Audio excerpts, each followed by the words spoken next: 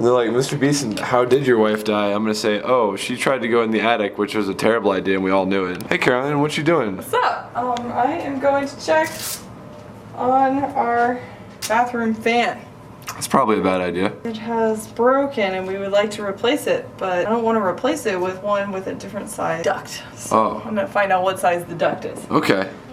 All my tools, you know. I should probably put the laundry up. That'll work.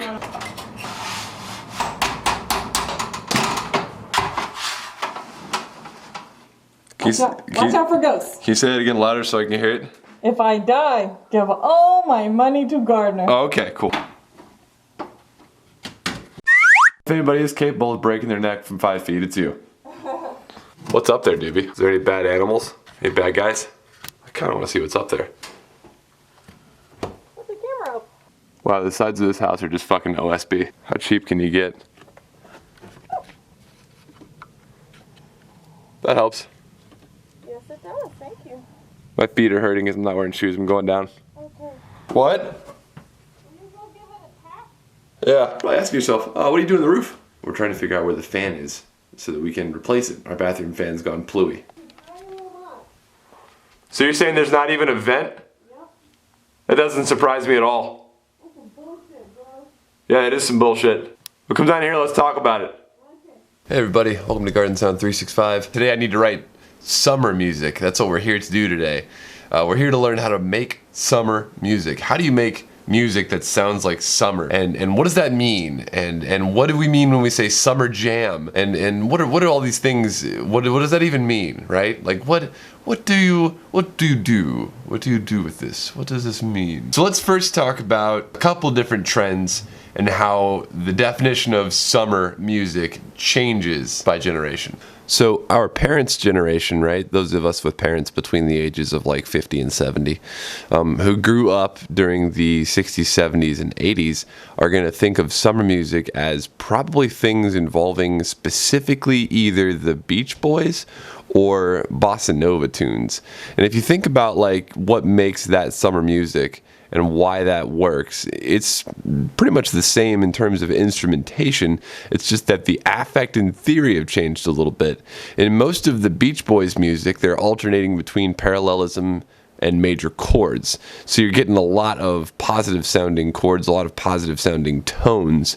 But that's changed, and it no longer revolves around the positivity of major chords, rather around the aesthetic of whatever the particular song is trying to sell. If you think about it in terms of what's changed between then and now, Instagram, the internet age, paying more attention to the aesthetic of something's artwork than we are to the actual music itself. And I believe that's partly to blame on music festivals and the rise of going to a music festival during festival season, like during the summer, during the spring months. So when you're out there at a music festival, what kind of music are you listening to? Well, you're listening to electronic music.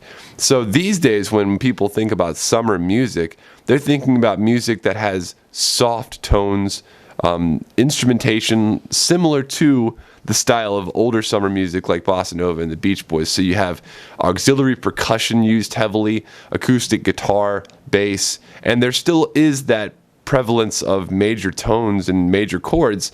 However, there is a new sort of winning secret to writing these summer music progressions, and we're going to talk about that today. So the trend these days is between major and minor alternating patterns.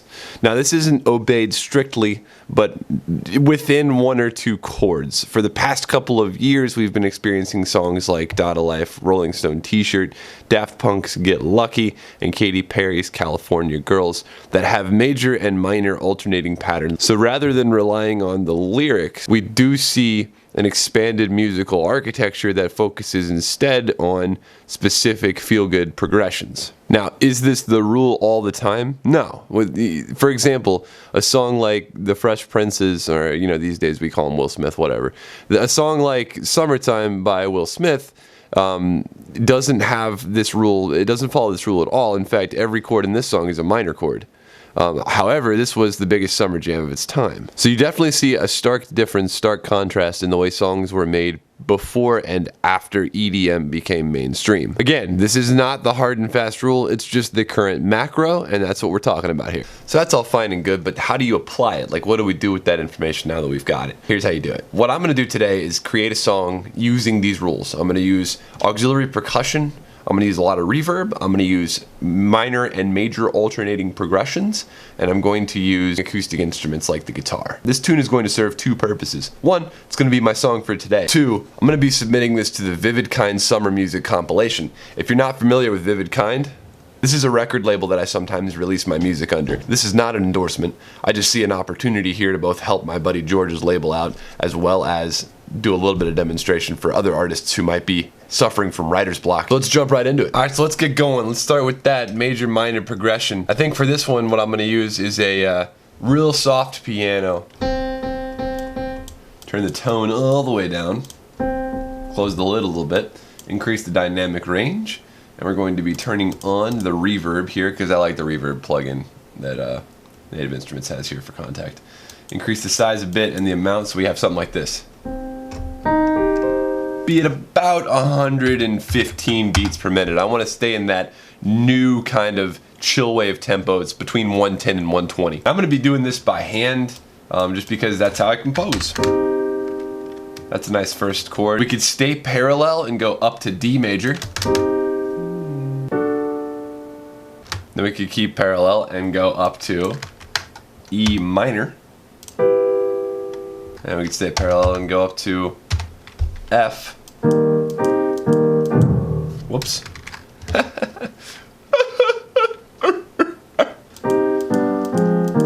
So what I've done to make it different, on the second time through this particular progression, we're breaking the rules slightly, but the reason we're doing this is because we need variation, otherwise people are going to get bored. Unless you're the Chainsmokers, in which case do the same fucking thing for 4 minutes and then get a Grammy. God damn. So, the second time we're going through is C, G, C minor, G major, A flat major, E flat major. So we're going minor, major, minor, major, minor, major, major, major. Okay, so we're ruining our alternating pattern by having this chord be major. Now this right here is a really popular progression. In fact, this is the progression for the verses from Say It Ain't So by Weezer. It's just in a different key. They're in A minor, and this is in C minor. Somebody's honey is crowding my icebox. Somebody's cold one is giving me chills. You think I was lying to you? Let's keep going. Okay, so next thing we need is just to compose this out and get a little bit of a beat and change up the synthesizers a little. And we're done. Oh man, that's a dope beat. How did I write that so fast? I don't know, I'll never tell. Hey look, there's a webcam on my desk now. Why is that there? That's there because I offer lessons. Oh my god, lesson advertisement. Hey guys, I offer lessons, and if you'd like to take a lesson from me, it's pretty cheap actually. I can teach you all sorts of shit that you wouldn't learn on the show because I don't have time to go over it on the show, and one-on-one instruction is definitely the best way to learn. Oh my god, okay, next section. The next thing we need to do is play a little bit of guitar into the old computadora here.